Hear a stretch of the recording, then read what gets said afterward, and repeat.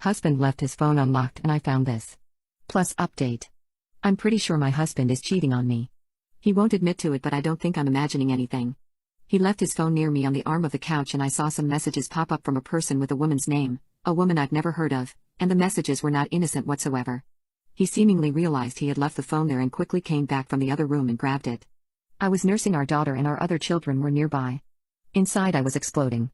All I could do was give him the dirtiest look and he was like, "What?" I told him, "You know what?" He said I was paranoid. So I stopped talking to him for the rest of the evening. Once the kids were in bed and we went into our bedroom and I closed the door and asked him what in F those messages were about. He said he didn't know what I was talking about. I told him not to treat me like an idiot. I saw messages from a woman who clearly was not me talking about his PP. That's the word she used. Why would any other woman be using that word innocently in a text message to my husband? I asked to see his phone. Normally I'm not like that, but I had to see the messages and whatever else he's hiding on his phone, pictures, videos. He refused to let me see his phone. I told him that tells me all I need to know then. He said no, he's just not going to play this game with me. I'm now sleeping in another room for the night. I'm deeply in love with him. He seemed to be deeply in love with me. I feel as giddy and as excited to be with him now as I did when we first met. I feel safe with him and this is the man I always dreamed of. Despite being together for 10 years, I can't keep my hands off of him and he is the same with me. I'm attracted to him in every way. He's a great dad, totally engaged and involved, loving, patient, protective, fun. He is into all of this masculine stuff, but wow, he's the best girl dad and is truly their hero in their eyes. He didn't know if he'd ever decided to pull the trigger on having a kid, but he says when he met me that changed and we decided to have one and see how it went. We enjoyed the experience so much we did it 3 more times. Despite saying we were done at 4, we've been talking about maybe 1 more. He has a job he's very committed to. A very good job that supports our family. I had a full-time career as well, but I became a son when our 3rd baby was born. His job requires travel several times a year, sometimes for extended times. I've had a few friends ask if I ever worried about the time apart and what he was getting up to. I was never worried. He's in constant communication with me, calls home to speak to our kids every night, and nothing ever seemed odd. The one thing that I now feel was weird is that there'd be an unfamiliar smell in his suitcase sometimes, sort of perfumed. The only thing I can figure is that he's been cheating on me when he's out of town. I don't see when he'd be doing it at other times. I don't know what to do now. He's probably deleting everything that was on his phone now. I feel dizzy. I want to know every single detail about whatever it is he's been doing. I don't want to feel like an idiot that will just sit at home and remain the fool. This is my worst nightmare come true. What he did next made me kick him out. Update: I saw sexually explicit texts on my husband's phone and what he said next made me kick him out. Luckily I followed some advice and I logged into his forgotten iPad. He rarely ever uses it. I saw the text that I had seen flash on his screen and a lot more than just that. It seems like after she sent him a message about 2 months ago he told her to not contact him again. He could have blocked her if he was serious about it, right?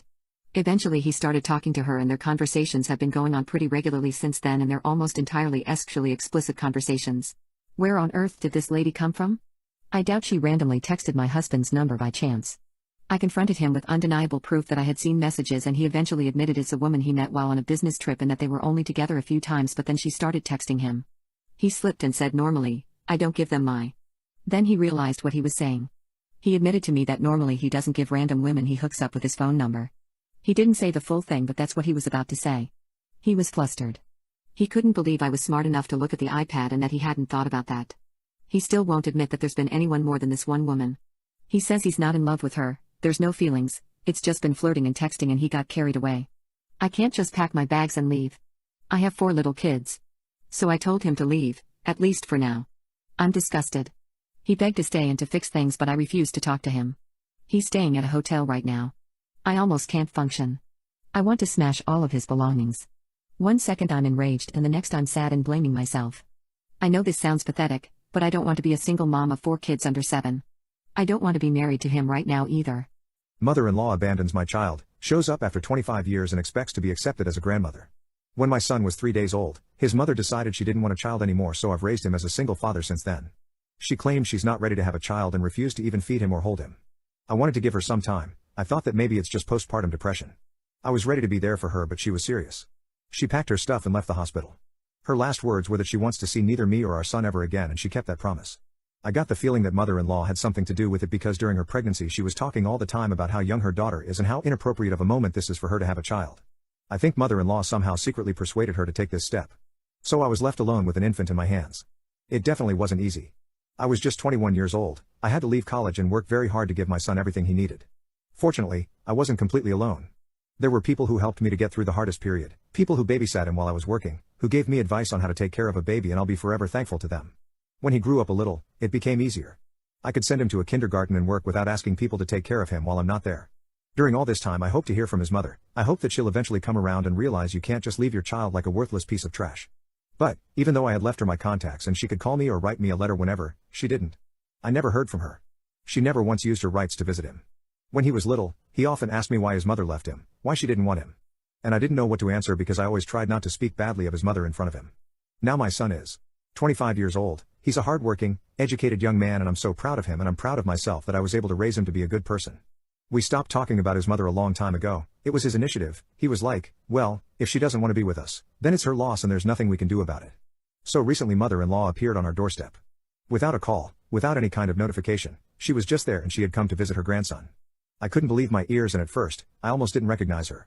And she was behaving as if she was a caring grandmother who had come to see her grandchild like she does all the time. Not like she was gone for 25 years. When my son saw her, he didn't recognize her either. I have shown him pictures of his mother and his grandmother just in case they show up one day, but I never really thought that they would. She ran up to him and hugged him just like a loving grandmother would, asking how he's doing and how big and beautiful he has become, and he pushed her away and looked kind of confused. I told him that it's his grandmother who randomly showed up to visit him, and he was like, oh, and walked away from her. Mother-in-law didn't take this reaction very well. She looked at me and was like, what have you taught him if he doesn't even say hello to his grandmother? He's looking at me as if I'm a stranger. Haven't you told him about his mother and me or shown him our pictures? Well, technically you are a stranger, mother-in-law.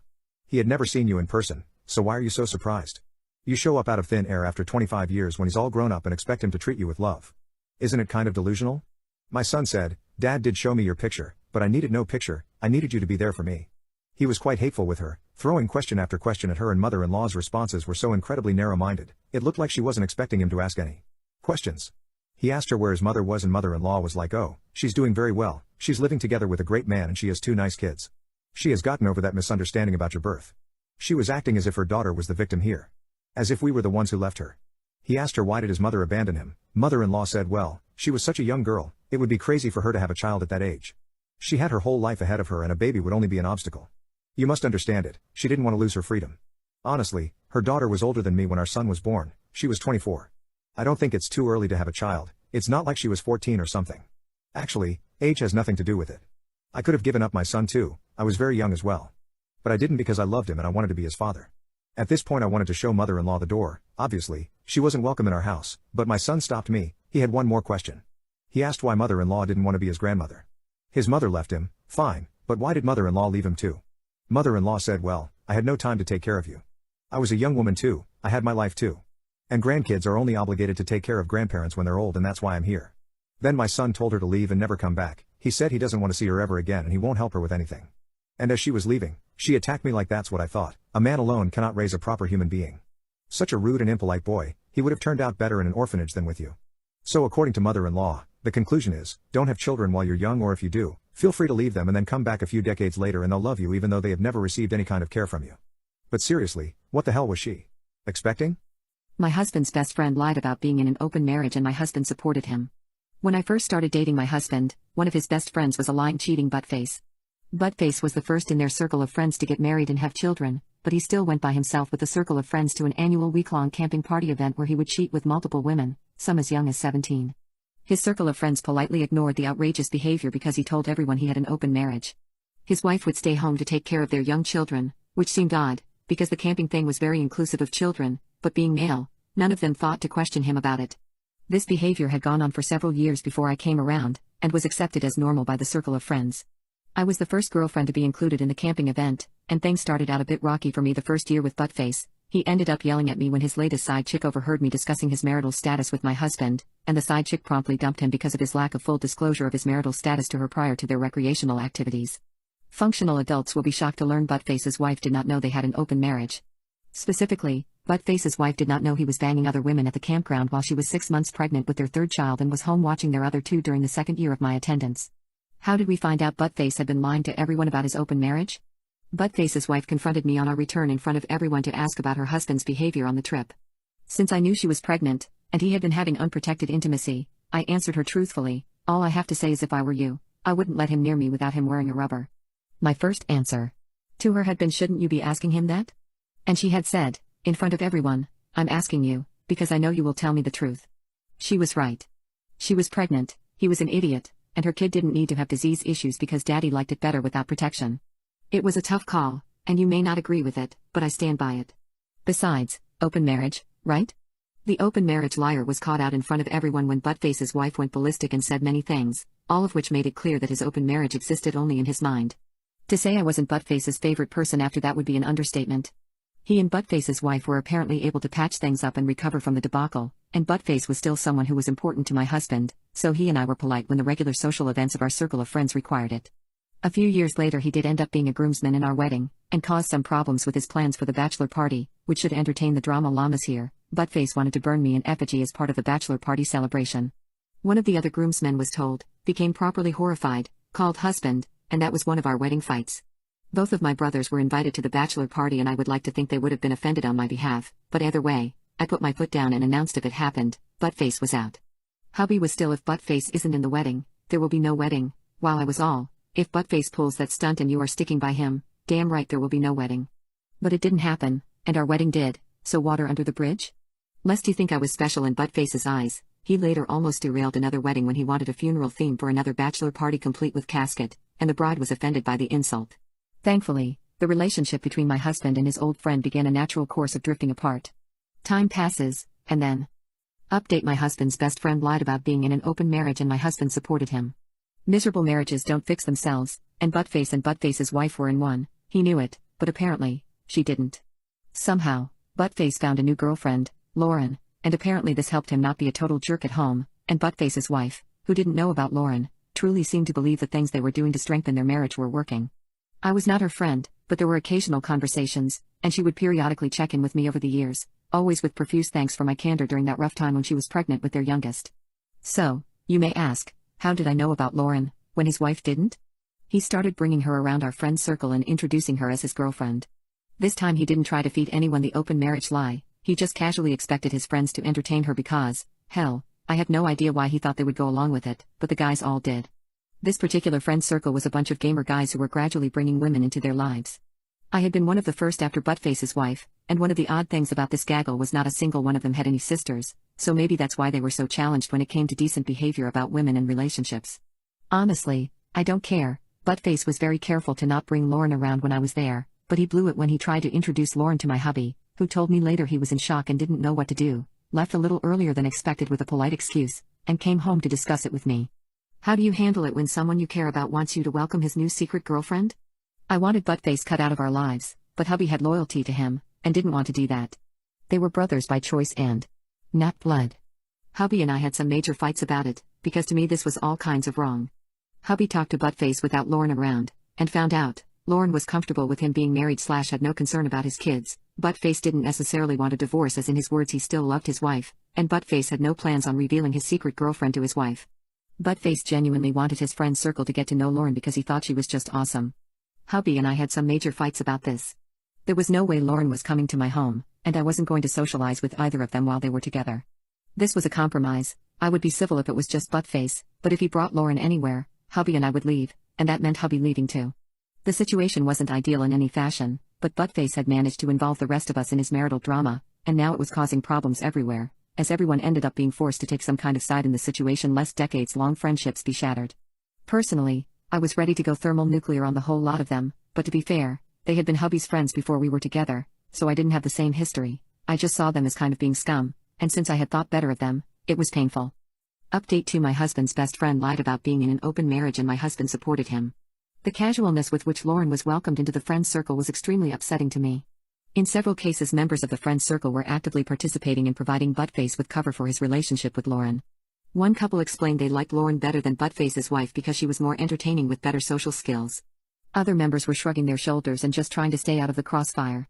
Women with less group history were confused because Buttface's wife wasn't really around a lot, so they thought he was a normal single guy with a girlfriend until they had begun developing a relationship with poor Lauren as one of the other girlfriends while I wasn't around as much because of my unpleasant disapproval and refusal to socialize around Lauren.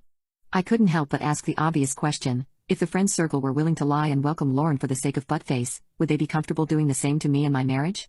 This question offended my husband. I would never behave like this, he stated, which would bring up some issues from our past, and cause more fights between us, which made me more insecure, and even more hostile to the people creating this situation. Lie down with dogs, get up with fleas, I said to him. Why hang out with people who think this is acceptable, if you don't agree with it? And he would remind me of how Buttface had been a good friend for many years before all of this happened and was closer than blood as a brother by choice. Poison spreads. My stance on refusing to socialize with Buttface and Lauren was ridiculed by some and caused damage to other relationships. Even though I wasn't telling people who they could socialize with, I was just refusing to participate. I was being judgmental and prudish, and oddly enough, people who were okay with marital infidelity were not okay with me not being okay with it. To this day I am still comfortable with the stance I took, which for me was about my own personal integrity. The situation helped me to clarify the boundaries I was comfortable with, and the ones I wasn't willing to cross if I was going to be true to my own vision of myself as a decent person. The line wasn't intimacy, the line was deception. I didn't pick up the phone and call Buttface's wife. My rationale was she knew he had cheated on her in the past, she had stayed, and I had no interest in being the messenger who was going to get shot for telling her what was going on behind her back, but I wasn't going to participate in normalizing this relationship. It was a horrible, horrible situation. It went on for months, and then the wedding happened. Update 3. My husband's best friend lied about being in an open marriage and my husband supported him. The couple who provided cover for Buttface to cheat on his wife with Laura got married. The bride-to-be and I had talked several times, and were friendly but not close, mainly because I was distancing from her as she became closer to Lauren, but everyone was looking forward to the wedding. The wedding finally happened, and it was beautiful. Buttface and Buttface's wife were there, along with their 3 children. I relaxed a bit because I assumed the cheating drama wasn't going to visit the wedding. I had been anxious, but apparently the married folk were doing well, so no cheating drama, but I was wrong. While the pictures were being taken, Buttface's wife and I were chatting. Buttface's wife explained the reception was adults only, so she was going to have to take the kids home because they couldn't afford a babysitter. We both looked around at the other young children who were still at the church, but assumed they weren't going to be at the reception. Buttface's wife and Buttface had discussed the fact he was going to be staying at the reception because of his close relationship with the groom. She was bummed, because she was feeling very isolated, and had been looking forward to an evening with adults, but she was putting a good face on it. Money was tight after all, especially with a husband in the bridal party. I got a very sick feeling in the pit of my stomach. They wouldn't, would they? Oh yes. They did. The reception began. Buttface's wife took their kids home, and Lauren stepped in as Buttface's date. I will never forget looking over and seeing Lauren sitting on Buttface's lap at the reception and literally making out during reception. I will never forget how awful I felt, as I realized I was participating in the public humiliation of a very nice woman, and her 3 young children. I will never forget seeing members of the friends circle laughing with the 2 of them. I will never forget how my empathy kicked in, as I realized I was being made an accomplice to their lies. I briefly talked with my husband. He asked what I wanted to do. I asked him to wait a few minutes. I went up and took a dance with the groom, who was very happy and a little tipsy. I asked if he knew what was going on, and he smiled and said yes, they'd planned the reception to be child-free so Buttface and Lauren could be together. I looked at the other children who were still there and realized the bride and the groom were lying scum. You should be ashamed. You 2 have created some bad karma, I told him, and then I walked off the dance floor. I walked up to the bride, told her congratulations, and I hoped she was comfortable with the karma she was creating. I also told her she should be ashamed of what she had done. I did not create a scene. I spoke quietly but firmly. What they had done was wrong. We left. The saddest part was I knew Buttface's wife considered these people friends. She had welcomed most of them into her home for almost 10 years when this wedding occurred. Her sons called several of them uncle, and yet the members of the friend circle had looked at her with barely concealed scorn and pity while laughing with the woman her husband was cheating on her with at a wedding reception, while she took their children home because she respected the bride and the groom's child-free reception request, all while they were plotting a special evening for Buttface and Lauren. Update 4. My husband's best friend lied about being in an open marriage and my husband supported him. My friendship with the bride and the groom never recovered. A few months after the wedding, Lauren got sick of being the side piece and demanded Buttface tell Buttface's wife. Buttface's wife handled it with more class than I probably would have. She actually asked him, if you wanted a divorce, why didn't you just say so? Truthfully, I think she was a bit relieved to know she hadn't been losing her mind when she kept being suspicious of his less and less believable lies. The 2 were divorced, and Buttface married Lauren pretty quickly. I didn't go to that wedding. My husband was invited. He made an appearance for the wedding but did not stay for the reception. There was no joy in the occasion for my husband, and while I do not remember it, I am confident my contempt for the situation was not something I was silent about at home. The relationship between hubby and Buttface wasn't the same as it had been in the olden days, and honestly, that was a relief. Time passed some more. A few years later, Buttface's new marriage was having issues. He kind of knew there were problems, but the big train of clue was when he walked into his home and discovered Lauren having intimacy with another man. In their bed. She explained her reasoning for cheating, Apparently he was not earning inbound money to satisfy her, and it came out she had been cheating on him for a long, long time. Buttface was shocked and devastated. He then tried to talk it over with one of his best friends, his now ex-wife, bitterly bemoaning how Lauren could have hurt him like that by lying and cheating.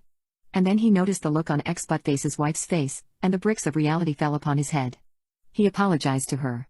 He apologized with a sincerity that was long overdue. And then he called me to tell me he had apologized to her, and to apologize to me because now he finally got what a crappy thing he'd been doing. His ex-wife called me too, and shared the apology. It was a nice circle of closure, even though it was years after the original incidents. Buttface is on his third marriage and seems to be an absolute piece of crap. He is by now in his 40s and his wife is 22, they've been married about 3 years now. And karma is real. I warned the bride and groom that covered for Buttface back in the day, and my prediction, unfortunately, came true. After 16 years of marriage, and one beautiful child, the two experienced a period of financial difficulty. The groom took a job in another city for the income and joined a new friend circle. He met another woman, and his new friends liked his new girlfriend much better than the wife they never met. His teenage daughter came to visit, discovered the affair, and the marriage blew up. So, the bride in this story got to live with public humiliation and cheating and people liking someone else better than her, and not caring about her marriage, or her child, or the effects her spouse's infidelity would have on the family they created together. The divorce has been finalized, and now everyone just has to live with the aftershocks. My family cut contact with me for 9 years because of a lie. Now it's my turn for revenge. My cousin accused me of something I didn't do, and my family were so disgusted by me that they cut contact. I just feel so lost on what to do. I grew up in what was probably the most normal of normal households. My parents worked a lot, but still managed to care for me and my 3 older sisters. We were never super close as a family, but never had any issues either. The same goes for my extended family. They always lived a few hours away, but we saw each other during summer holidays or Christmas and always got along great. But when we got older, we naturally grew apart as everyone had their own lives. I'm 31 now. In 2014, when I was 22 and attending uni, I got a phone call from my mother that turned my life upside down. I remember I didn't even answer at first, because I was gaming with friends. But she called again immediately after the first call. This was an unwritten rule in the family. If you call twice like that, it's important. Like someone died important. So when she called again, I excused myself and answered, only to hear chaos in the other end. Like people were arguing.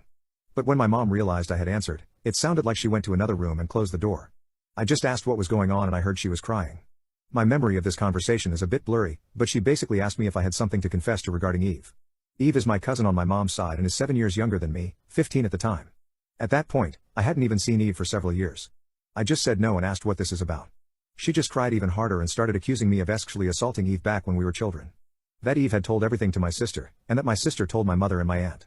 Eve had told them that back when she was 9, and I 16, she'd been playing in my room when I came in and started feeling her under her clothes and kissing her.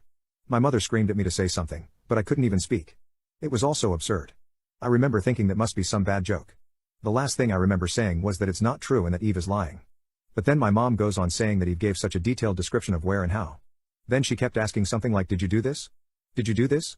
And I just screamed back at her no. Each time. It all ended with my mom putting me on speaker and both my mom and dad saying that they don't want anything to do with me and never to contact them again.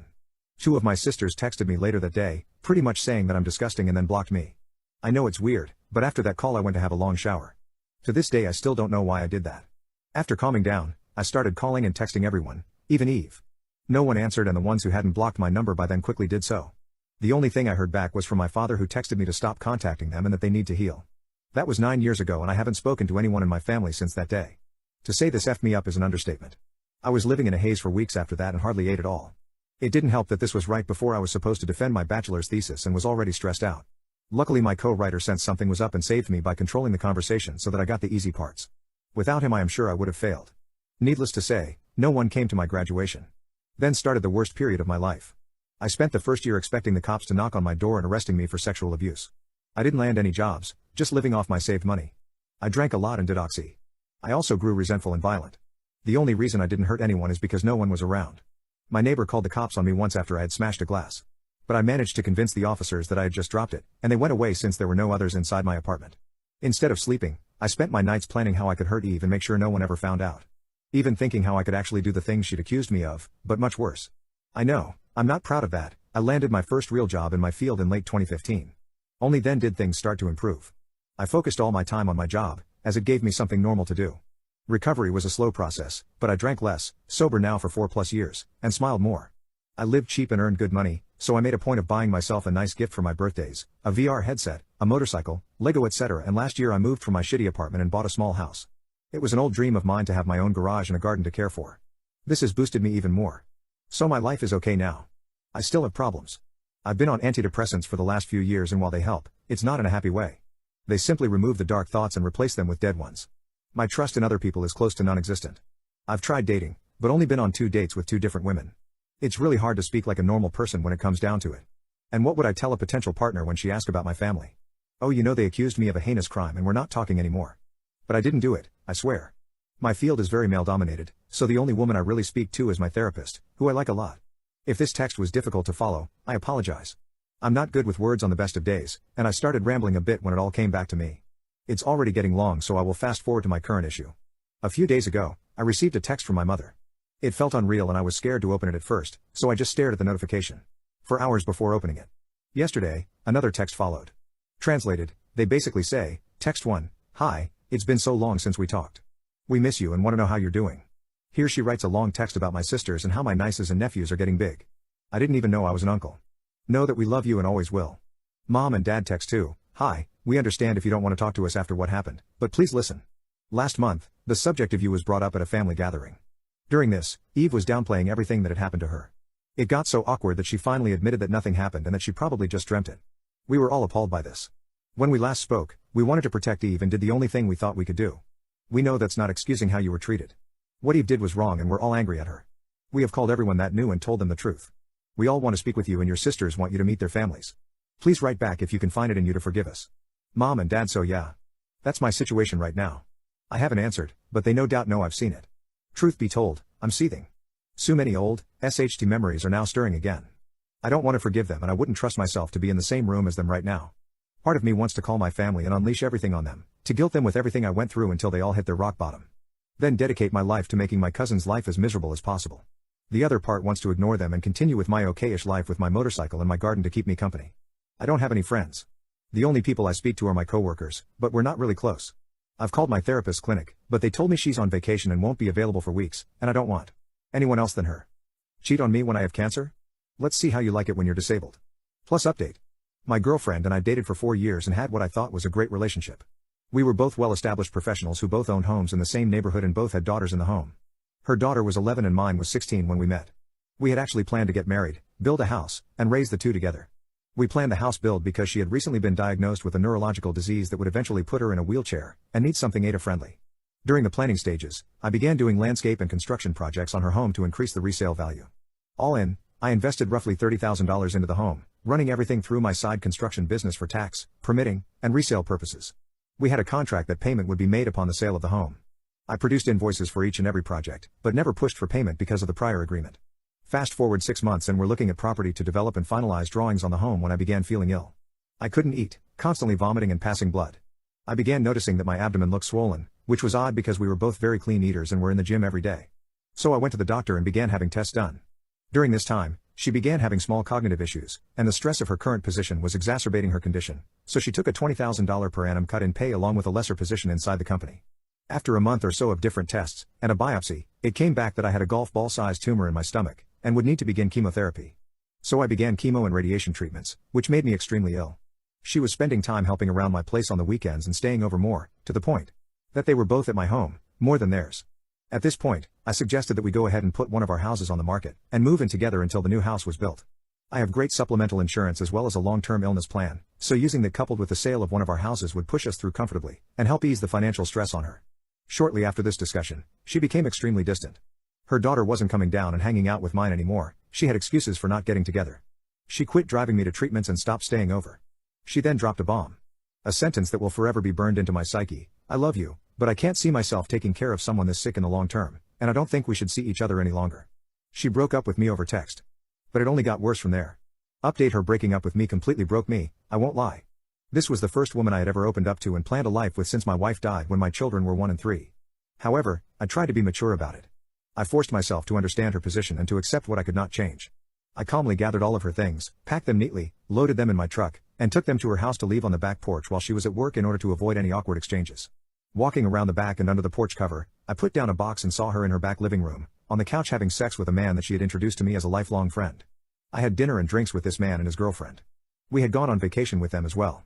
I never spoke of the incident with her, and simply sent her a text later, explaining that I would leave her things on my side porch to pick up at her convenience. I discovered 8 or 9 months later from his now ex-girlfriend that they had broken up due to him confessing that he had been sleeping with my girlfriend, dating back to about the time we were finishing drawings on the new home. Now I'm pissed. At this point, I had finished chemo and radiation for the time being and was feeling healthier. I was going through some much neglected paperwork when I ran across a file that contained $32,680 in unpaid, long overdue invoices, which were promptly sent to my attorney to begin lien proceedings on the home. It turns out that I couldn't have done this a moment too soon because she was set to put her house on the market. Coupled with interest over the course of, what was then, 19 months overdue, the invoices were hefty. That, along with the agreement of settling them when the house was sold and attorney fees, left her with roughly $10,000 after the sale of the home and settling her current mortgage. She promptly had to back out of the purchase of another home and moved in with her oldest daughter, sister-in-law, and 2 grandchildren. She also had to leave her job and begin receiving disability. I ran into her a little over a year ago and she looked as if she had aged 20 years, and was in the wheelchair we had talked about. We chatted cordially but briefly and I excused myself and went on with my day. A few days later, her younger daughter called me and spoke of my running into her mom, and asked if we could hang out sometime. I gave a vague answer, thanked her for calling in again, went on with my day. The ex then called me a week or so later and began apologizing for leaving me as she did. Again, cordial but short. I thanked her for calling and hung up. She began texting and this went on for several weeks until once she asked if I could ever see us rekindling what we had, to which I replied, I can't see myself taking care of someone so sick in the long term. Remember the box on your back porch? Did you think that your friend brought that over to you from my house? Good luck to you. Goodbye. My jealous fiancé's brother's wife copied my ring but with a bigger carrot size and I've had enough. My fiancé's brother is already married. His wife has repeatedly tried to start feuds with me throughout the 4 years I've been with my fiancé. She makes a competition out of everything, and is one of those women that says she doesn't have any girlfriends because they're too much drama. She constantly copies things I'm doing, buying etc. and then tries to outdo me. I've tried ignoring it the best I can but some things really trigger me. Example. Our birthdays are a couple days apart and for the last 2 years she has tried to pick my actual birthday date to have her party and invite all mutual friends and family. It doesn't sound like much but these things add up. When I decide I'm throwing a barbecue, she throws one the day before. Stuff like that. Last year my fiancé proposed to me with a beautiful almost 2.5 carat radiant ring.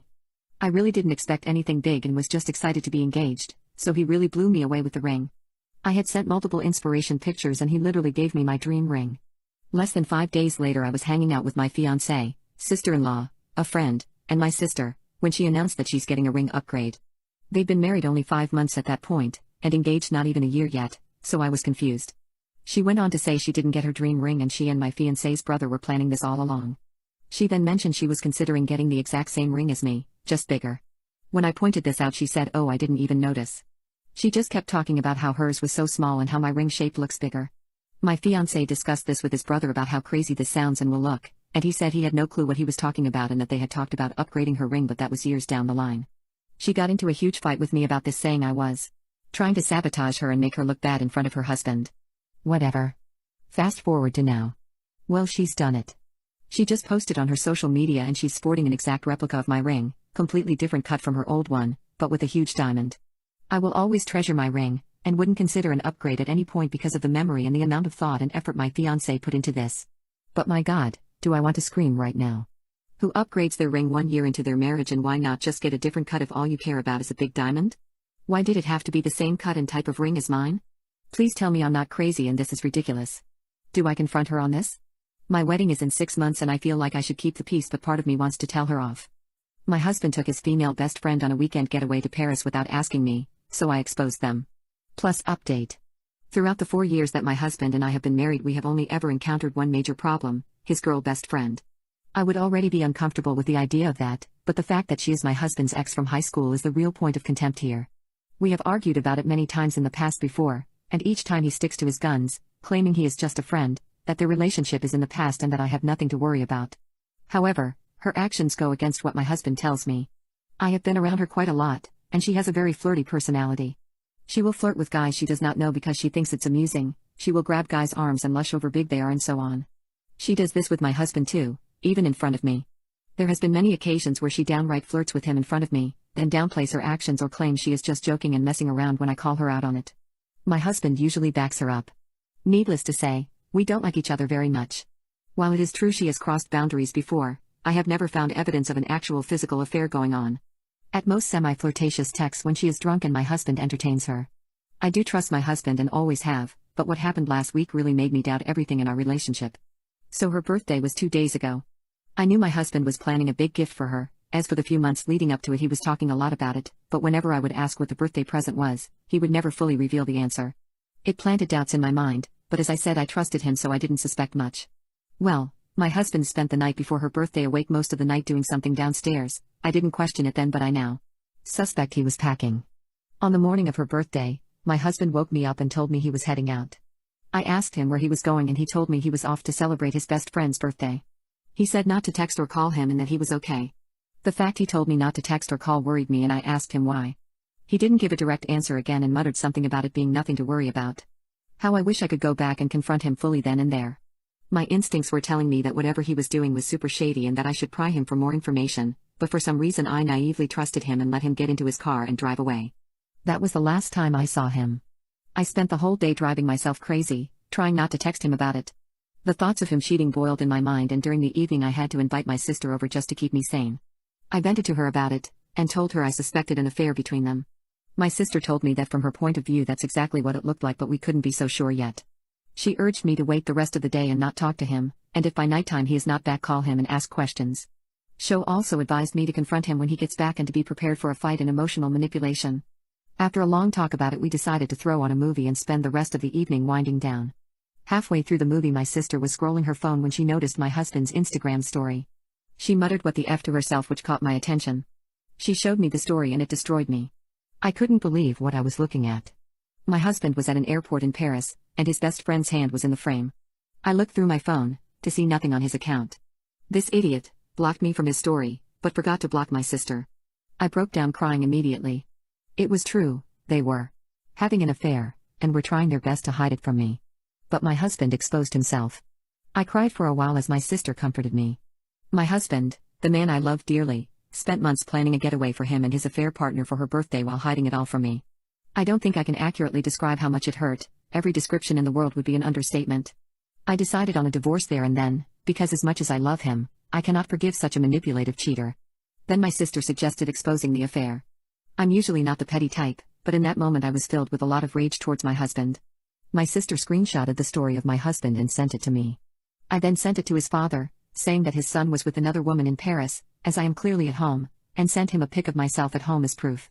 For context, my boyfriend's dad is the one who raised him. His mother cheated on his father when he was 3 and the mother and her affair partner ran away, leaving my soon-to-be ex-husband and father alone. His father has always been very strict and clear as to how wrong cheating is and how as a self-respecting man, he should never cheat. My husband has seen firsthand how cheating destroys families, and that's what was instilled into him by his dad. His father thanked me for telling him and hung up. I got a call from my husband an hour later shouting at me. Apparently his father has disowned him for what he did. He had the audacity to tell me I ruined his holiday. We had a huge argument over the phone about his affair and he ended it by saying he doesn't want to talk about this anymore over the phone anymore, but apparently he can explain everything when he's home. But he told me he's not cutting the getaway short. He gets home later tonight and I'm scared of what's to come. Update: so my husband came back from his trip and we talked. The conversation was not what I expected. So I took the advice from my sister, which was when he came home not to attack him right away. She told me that's what he'll expect, and instead I should give him a minute to unpack, unwind and all. So when my husband came home I didn't ask about it, but rather just told him it's nice to see him. He didn't mention anything about the trip either, and it was only an hour after or so that we got to talking. Once again, I followed my sister's suggestions of instead of accusing him off the bat, asking him to explain himself. My husband started off saying he knows it looks bad. But it's not what it looks like. He told me that he did not go over there to sleep together. He told me that the reason they went over is because his best friend's grandma is very old and lives in France. They are extremely close and have not met up in a few years, and my husband figured he would surprise his best friend by booking her tickets to visit her grandma. I asked him where they stayed and he said they slept in separate rooms in the grandparents' house. I then asked him why he didn't just book her 2 tickets and tell her to invite whoever she wanted. He said that's what he did, and she insisted that he came with her. He states he felt obliged as it was his best friend. I sighed. I knew he was lying. You see, I spent the last 2 days going through his emails looking for things, and he had booked a hotel room for 2 for the weekend getaway. This was a few months ago. I then told him to explain the hotel room for 2. He froze. He started claiming he didn't know what I was talking about. But I kept pressing, demanding an explanation. And he finally caved. He says they shared a hotel room and they kissed. He swears up and down that they only kissed. She wanted to take it further but he stopped himself when he realized what he was doing. I was expecting this, but it still hurt so much. He went on to say we can fix this, and that I should forgive. When none of that worked, he became angry. He yelled that it was my fault he was disowned by his father. That I'm a vengeful bitch. After he said that I had enough and left the house. He did not try to stop me physically, but he did keep yelling at me. I'm now at my sister's house and he won't stop calling me after I texted him that we're done and that I'm filing for divorce. My roommate calls my boyfriend our boyfriend. I, 19, have been dating my boyfriend Will, 20, for about 6 months now. I have been in relationships before, but this is definitely my first serious and healthy one, and I'm really happy with him. We met in our hometown, but we go to different universities that are about 2 hours apart. However, we try to see each other whenever we can, maybe about every 3 weeks. Usually, Will come and visit me, because A, he has a car so it's cheaper / more convenient for him, plus bus routes between our cities no longer exist since Greyhound shuttered. B, a lot of his courses are still online only, whereas I have in-person lectures, and C, my house is a lot nicer than his. Whenever he visits, he stays for 4 to 5 days, which my roommates are okay with. He's also very nice and helpful. If I'm doing chores he'll help, or he'll help take out the trash / wash dishes / make me breakfast, etc. One of my roommates, Cass, 19, was dumped near the end of September, and since then, I felt like she has been weird with Will. A few examples: sometimes he'll cook for me if I'm busy at school or working late at the lab, and oftentimes he'll make enough for my roommates too. Almost every time this happens, Cass makes comments about how he's so sweet and that she wishes she had someone like him and how her ex could never. Will and I usually reassure her and say she'll definitely find someone who'll treat her right, but she just looks at him expectantly. Expecting what? I don't know. When he helps with manly stuff like taking out the trash, installing a hook in my room, moving heavy things, she always makes sure to linger around and comment about how strong he is and how I'm lucky to have such a fit partner. Whenever he visits, we literally can't avoid her. If we go out, Cass will ask to come with us. My roommates and I use an app that tracks our location for safety reasons, and when I go out with Will and don't tell her, she'll usually text me asking me where I'm doing, what my plans are, if I want to hang out, etc. We try to stay in my room, but if Will goes into the kitchen or something, Cass will always happen to wander in. We have to lock my bedroom door when we sleep to make sure she doesn't come in. I'm not much of a drinker, but after our midterms Cass wanted to have a little thing with just the roommates. It was fun. We drank a little and watched movies. I'm pretty lightweight, so I got sloshed pretty fast, and at some point I was calling Will, and when Cass found out I was calling him, she was like, "Is that Will?" and kept ripping the phone from my hands very aggressively. She's a lot stronger than I am, and really loudly started talking about her intimate life and asking him about his, saying shit like, "Make sure you hit it deep." This is pretty in character for Cass, who claims to enjoy making people uncomfortable and makes these kinds of comments for shock value, but I felt like she should have turned it off around my boyfriend. She was only tipsy at this point, not really drunk. Overall, anytime he's nice to her, she'll say things like, "Haha, it's almost like you're my boyfriend," and whenever she refers to him around me, she'll call him our boyfriend as a joke, but I still feel weird about it. Will finds this all very uncomfortable and tries his best to avoid Cass as best he can or shut her down when she makes those comments. I'm not sure if I should bring it up with her, because on one hand, I'm very uncomfortable, but on the other hand, I feel like she'll just deny everything or say it's all for jokes and maybe get hostile with me. I was alone with one of my roommates, Jen, and I started to bring up Cass' behavior around Will. I didn't even get a sentence in before Jen stopped me and said, "I know. She's been weird." Apparently, Jen and our fourth roommate Eva have discussed this before, but they weren't sure if I even noticed because I didn't seem to react. Jen is definitely the closest to Cass. We all went to high school together, but I was only really friends with Eva at that time. She said she brought it up privately with Cass after Will's last visit, and Cass just did that thing where she talks and incoherently defends herself. Eva and Jen agreed to step in if crap got out of hand with her. Cass was very excited for Will's visit, and would say stuff like, "Oh, I can't wait to see him," or "Just a few more days. I have a test from 7 to 9 p.m. on his second day here," and apparently she talked to Jen about picking out a movie for the two of them to watch while I wrote my biochem test. She settled on Sinister 2 for anyone wondering. Jen said that she was out of line, but again, Cass just incoherently defends herself. Every time she made comments like that, my roommates and I would just silently give her a look and say, "Okay, anyways," and change the subject, which seemed to at least make her self-conscious. Cass was all over him as soon as he got here, pouting and saying, "Where's my hug?" Jen hugged her instead, and we used this time to escape into my room. Day 2 rolls around, and as soon as I'm out of the house, she tries to get Will to watch the movie with her, saying she really wants to watch it but doesn't think she can do it alone. Will politely declines and continues playing video games in my room, and she leaves. Throughout the rest of the visit I'm firm with her, telling her she can't come on our dates, saying she's being weird when she makes comments about how hot he is or how he's our boyfriend. Will has also done what one commenter suggested and just point blank says that he's my boyfriend and that he'll never be hers. At some point, he's so aggravated he stops talking to her or acknowledging her at all because he was worried he would yell at her. I've never heard him raise his voice before this. As time wore on, I felt like she got increasingly desperate for Will's attention. This is the absolute craziest part. Just now, while I was showering, Cass went into my room, where Will is, in her underwear and a bathrobe, saying she knows he's playing hard to get but that he can't resist her. Barf. Will started yelling at her to get the heck out, which alerted myself and my roommates. Eva and Jen dragged a tearful Cass out of my room. She even called me a skinny B word on her way out. I think they're going to drop her off at a friend's house tonight. I'm just effing floored. I really did not expect her to go nuclear like this, but goddamn. My manipulative fiancé has been super secretive about his phone throughout our entire relationship. I snooped through and the reason broke my heart. I'm feeling oddly at ease right now even though my heart has just been shattered. From the very beginning, my fiancé and I had a fantastic relationship. I had never been happier in my life. We have lived together for 2 years and adopted 2 dogs together. We still talk and laugh every single day like school children and we have great intimacy constantly. So what the F went wrong?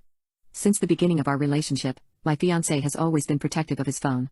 It isn't much of an exaggeration to say that I don't even think I know what his phone looks like. I couldn't tell you confidently what brand it is or what color it is. He would never answer texts or calls in my presence and always stated that it's simply because he's trying to be respectful and doesn't want to be one of those couples who are sucked into their phones instead of enjoying each other's company. I understood and accepted this until we moved in together and he still would hardly ever use his phone around me, and when he did, he would turn it the other way so that I couldn't see the screen. He always claimed he wasn't doing this however, and still said he's just trying to be respectful but that he'll try to be better about it.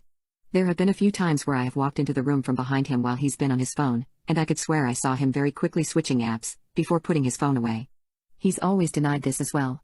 He never tells me who he's talking to, or says it's his parents or best friend who both live in his home country so I have no one to ask to confirm who he's talking to. He's always super supportive and reassuring and tells me that it's just him being weird and quirky but he promises that he's not being inappropriate. Contrary to all of this, I am very open with my phone. I am always comfortable showing him what I'm watching or who I'm texting. I will hand him my phone to Google something for me or do whatever the hell. I try to respect his privacy because I definitely feel that it is important, but at the same time, I have always felt that he was being a little sketchy. I have never been one to snoop either, so that never occurred to me and I've just accepted that my fiancé just really values his privacy and I need to accept that, because he has given me no reason to distrust him. Until yesterday. I don't know what came over me. I'm telling you, it was like I was possessed. It was an urge like nothing I've ever felt before. I don't know why I did it. But he went to take a shower and left his phone on the table and I did it. Snatched it right up, guessed his passcode, and went through every single thing, text messages, call log, email, photo albums, even his notepad. And I found it. I found everything. A full-blown effing affair that's been going on as far back as I looked. Nothing was hidden. He's been effing her at her house, all over our house, in our bed, in our car, in her car and at her parents' house. Yeah, he met her family. They love him apparently. He effed her in the brand new bed I bought for our new house before we even effed in it and also joked about christening our new house with her. It's mostly been happening while I've been at work. He tells her he loves her, that he's never been happier with anyone else, that he wants to marry her and have babies with her and the whole 9 yards. And yes, she knows about me. They spend quite a bit of time talking about how boring, fat and ugly I am, and how tired he is of dragging along through life with me, and how much better she is than me. They routinely make jokes about how bad I am at intimacy, with him saying that he can't find it underneath all of my roles. He says he can't wait when he's going to get out of this hellhole with me and take both of our dogs and ride off into the sunset. With her. She also sounds surprisingly, and hilariously, insecure for being the woman who's been effing my fiancé in my bed for God knows how long. I hope my fiancé is as good at reassuring her as he was at reassuring me. I put his phone down and quietly waited. When he came out and greeted me with his usual "Hi babe," I suddenly felt like I had swallowed an entire bucket of 10-inch CCKS and didn't know what to say, so I didn't say anything. I was ready to scream and shout and confront and point fingers and cry. But when he came out, I didn't do anything. He plopped on the couch next to me and just asked me if I was ready to continue our show and we just went about the rest of our day. I haven't slept since. I projectile vomited last night because I realized that the spot on the sheets a couple weeks ago that he told me was one of our dogs uncharacteristically peeing the bed might be. Oh. Oh no. Jesus effing Christ. He hasn't even noticed that something is up and I can't even believe that I've hidden it so well. I haven't even cried yet. Part 2, my manipulative fiancé has been super secretive about his phone throughout our entire relationship. I snooped through and the reason broke my heart. I don't know how long I can keep this up. I called my landlord today. She was super happy to hear from me as we have a good relationship, and I ended up breaking down and telling her everything that was going on. She immediately told me to swing by. I texted my fiancé and told him that I was working a little late, which isn't unusual. I sometimes get stuck working 16-hour shifts. My landlord immediately started talking to me about other properties she has, but most of them won't be available until at least the summer. But, if I could hold out that long, she would be able to get me into one and wouldn't make me pay extra to break my lease, fill out an application, or pay her immediately for a security deposit. This is so extremely helpful, because most of my money goes towards bills and I wouldn't have a lot of wiggle room to save up for first month's rent, a security deposit, and the extra amount to break the lease. I agreed to her idea. Now, all I have to do is keep my composure and act my butt off for the next few months, and all of my savings will be going towards new furniture for my new place. When I got home, my fiancé was extremely concerned because he apparently tried calling me at work to ask me a question and they told him I had left. He asked me why I didn't respond to his texts or calls. I lied and told him that it must have been when I was running something over to the other clinic that I work at, which is not unusual for me to do. He believed me. But not before asking for reassurance that I wasn't cheating on him. He told me that his mind immediately thought the worst and that I had lied and was off with someone else, and asked me to please just let him know if I'm going somewhere unexpected so that he doesn't worry. I lost it. I laughed so hard. He laughed with me, obviously not. Realizing that I was not laughing for the same reason he was. Then when I didn't say anything, he got mad. This time, flat out accusing me of cheating and demanding to know why I lied about staying the extra hours. He got a little aggressive and raised his hand. He never laid it onto me, but he did raise it. On the spot I managed to come up with a lie that I was working on a birthday surprise for him with my sister. His birthday is in a month, so this was believable. This piece of crap had the audacity to hug and kiss me, but told me not to lie to him again and just tell him the truth instead of making him suspicious. Part 3. My manipulative fiancé has been super secretive about his phone throughout our entire relationship. I snooped through and the reason broke my heart.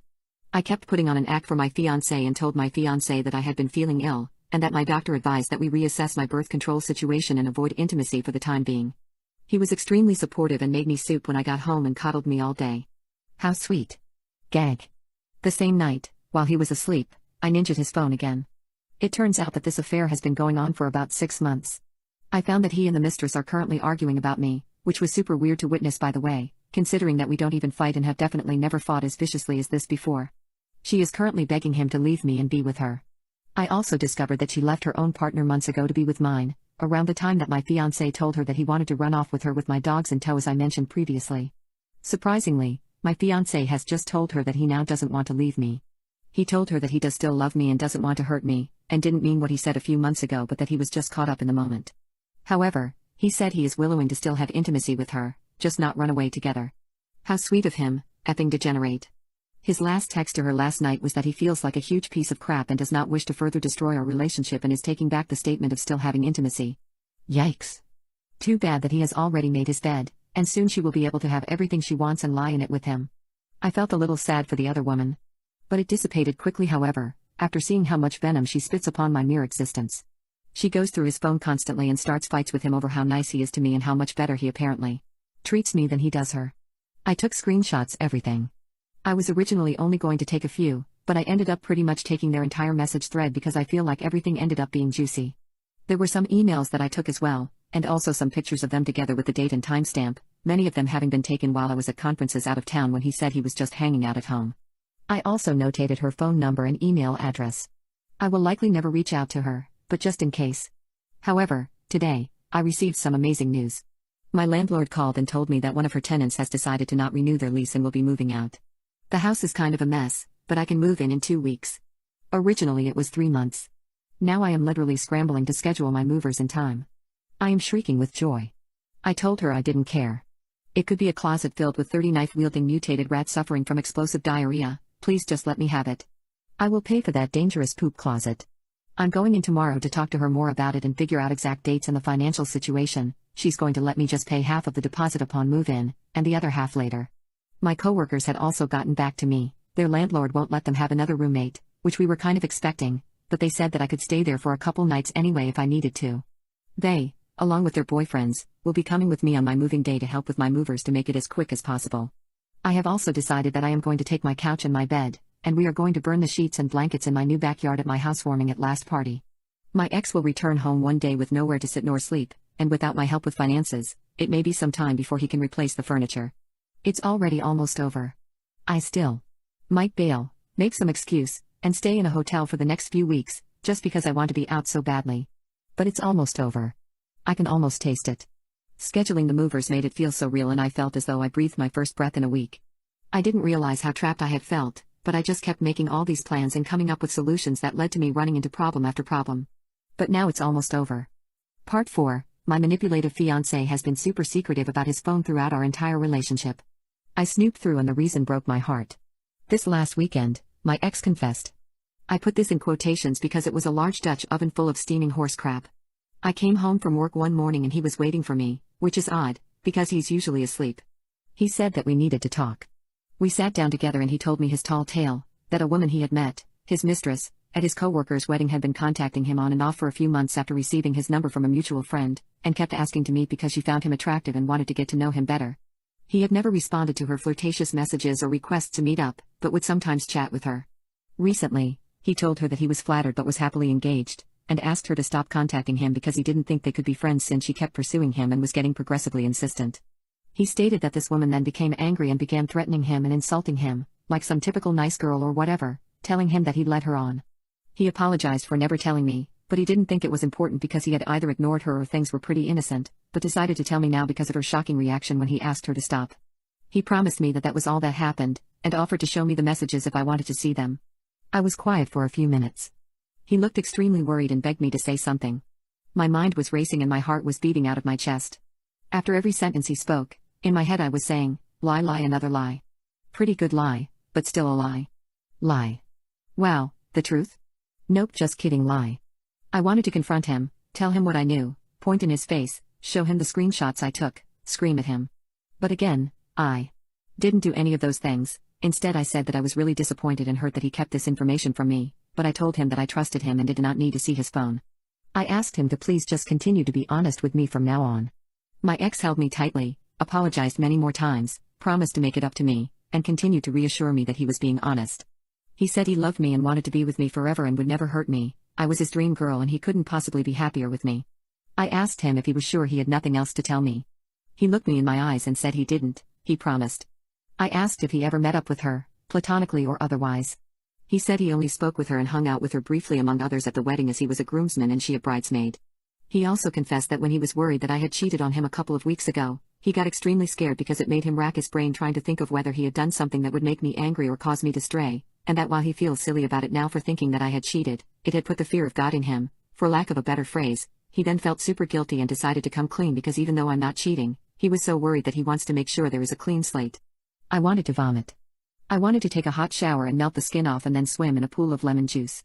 I could not believe the nerds on this slimy worm of a man. Either he ended things with the mistress and is expecting blowback and trying to cover for it now in case she reaches out to me, or she dumped him and he's trying to crawl back to me. Or maybe he's still seeing her. I completely shut down. I was cold and distant. He noticed. He apologized to me every day, asking me if I was still mad. He offered many times to show me the messages to assure me that nothing else happened. He asked me if there was anything he could do to make me happy again. He told me he knew he deserved it for not coming forward sooner, but he promised he wasn't lying about anything. He was just being an idiot and didn't think it was important, but he sees now that it was and he would be just as upset if the tables were turned. He cried a few times. I brushed him off and told him I would get over it, and he just needed to give me time. He agreed. And then the day finally came, and I left. I moved into my new house yesterday. It was pretty uneventful, and even kind of fun. After I got the text from my ex confirming that he made it to work safely, my friends and their boyfriends came by to meet the movers with me, and we had my entire house cleared within 45 minutes. We laughed and joked the entire time. They assured me that they would be my bodyguards if my ex showed up. I scanned the house a few times before I left and felt very satisfied. The only things left are a dining table, a small TV, and an entertainment center in our bedroom that he bought, and of course all of his personal things. Other than that, everything else is gone. After much thought, I decided that I was not going to leave any of the screenshots that I took. However, I am still keeping them in case I need them. I wanted him to be reeling over what I may or may not know. I want him to relive the day he confessed, and I hope he feels absolutely horrified when he realizes that I knew the entire time. Instead, I printed an email he sent me a few months ago, which was a very long ranting about how much he loved me, couldn't wait to marry me and have children with me and buy our first house together, and how lucky he was to have such a loyal, devoted, and hard-working partner. He detailed how he would never do anything to jeopardize our relationship. He sent me this email 3 days before the text messages between his mistress about how boring, fat, and ugly I was, and how he couldn't wait to run away with her and start their perfect lives together. I put this email into an envelope and wrote his mistress's name on the front of it. I left it on the kitchen counter, with my engagement ring and keys on top. I took one more look around and then shut the door on our home and this chapter of my life. When I got in my car, I cried for the first time since the day I first found the messages. I had to pull over and my friends comforted me while I cried my eyes out, snot bubbling, snorting, lip quivering, put Kim K to shame crying. My heart broke into a million pieces all at once. My friends pet my hair, held my hands, and cried with me too. They're so good to me and I'm so thankful that I finally decided to stop being so antisocial and reach out to them. The best thing that has come out of this situation was bonding with these two women. I changed my number today, but my ex is tech savvy. I don't know if I won't be found. Part 5. My manipulative fiancé has been super secretive about his phone throughout our entire relationship. I snooped through and the reason broke my heart. My worst fears have come true. My ex tracked me down and found out where I live. I had been trying to be as careful as I could be. I cashed in all my vacation time from work and I mostly stayed home, but when I did go out, I didn't frequent my usual grocery stores, restaurants or dog parks. I don't know how it happened. I have theories but they sound crazy and I'm just paranoid about everything. It had only been about 2.5 weeks after I moved into my new house. There were flowers and a letter on my doorstep. I didn't read the letter. I finally called my lawyer and told him everything, and handed over everything I had, including the video surveillance I had found of my ex casing my house. I had installed cameras in and around my home 2 days before the flowers and letter arrived. He had come in the middle of the night and tried all the doors and windows. I tried to file for a restraining order, but unfortunately, since he hadn't tried to harm me, it was thrown out. There wasn't anything else I could do in regards to that matter. I tried. No one would listen. It was quiet for a long time. I got really paranoid and started spending a lot of time at my friend's house, sometimes for long periods with my dogs in tow. I started to think maybe things were okay. Then one night, while I was walking up my driveway to the house, I noticed my ooze had been broken into in a violent manner. I ran into my house as quickly as I could. I saw that both of my dogs were attacked. They didn't make it. One of them was still alive. I held his little paw as I watched him die. His last whimpers will be forever ingrained into my memory.